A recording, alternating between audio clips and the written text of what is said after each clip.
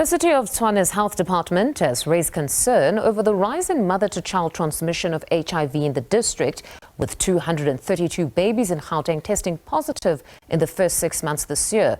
To discuss this further, Tshwane Health Department Primary Healthcare Programs Director Melanie Langeveldt.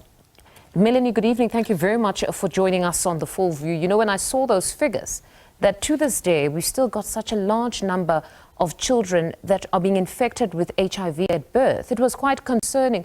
Why exactly are we seeing this increase?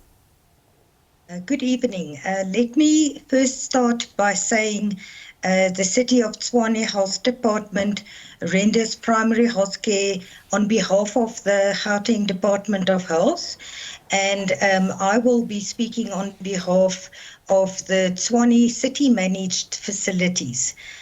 Yes, we share your concern. In the past 6 months for the clinics managed by the city, we've registered 12 infants that tested positive for HIV. We are extremely concerned because there are preventative programs available at public clinics free of charge, and yet we are still seeing babies testing positive. From the investigations that we've conducted on the 12 babies in the city facilities, mostly it was due to pregnant women presenting late for services at primary healthcare clinics, and also antiretroviral treatment that were interrupted and not taken as prescribed. All right. So our wish is to get the message out there that yes, we are still seeing babies testing positive, and we want to increase the use of the services to prevent. So in most of these instances, there would have been no prenatal care, or at least it started too late. Yes, that's correct. We would love people to present at the public health facilities as early as possible in pregnancy. Of course, we offer HIV testing, and if the test is positive, the earlier we start with treatment, the better.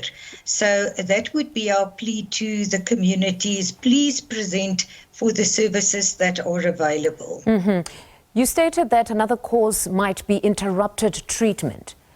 How does that look like? Would somebody have been a pregnant woman who would have started, and then is it only for a few days that they maybe would indicate to you that they had stopped, or it's a situation where after maybe 3 months they stop, and does it then not assist the child before birth if maybe they drink the pills for perhaps a period of 3 months only? You know, there's different scenarios with the different investigations that we have done. So the efficacy of the drug is to use it continuously. For 9 months? Yes, and after birth, continuously while you are breastfeeding as well.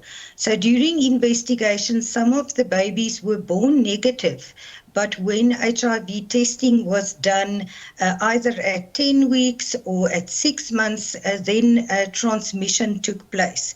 So important to not interrupt at all during pregnancy as well as the breastfeeding period. So what would be advised in this instance with just the scenario that you paint here?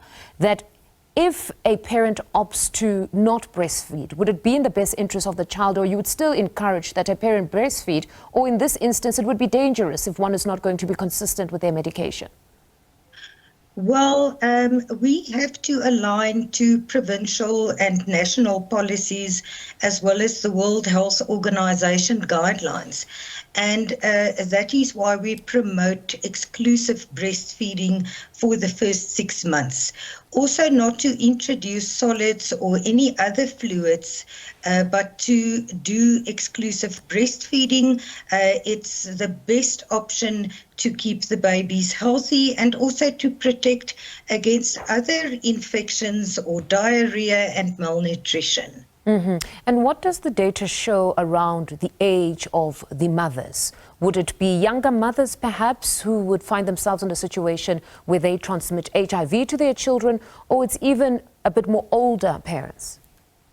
In the investigations we've done, I cannot really indicate an age correlation.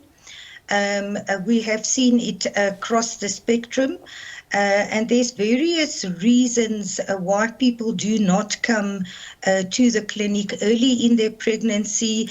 Some pregnancies might be unplanned. Other people would like to keep the pregnancy a secret for the first few months initially. So there's a lot of variables, and I can't really pinpoint on exact age relating to that question. All right. So broadly speaking, what does the department plan to do to assist these mothers and ensure that you continue in your goals to ensure we do have an HIV-free nation at some point? Well, health education, of course, is key. That is why the city did the media statement, so that we can alert people that we are unfortunately still getting babies and infants testing positive. We would like to do promotion on social media, utilize various community structures.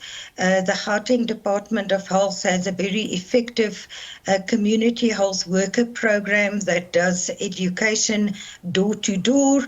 We work with a variety of NGOs and partners in the community.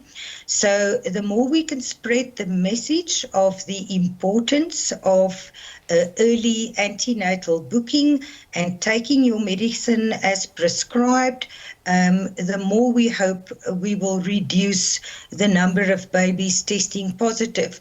Because regardless of the numbers that we share, every baby testing positive is a no-no for us.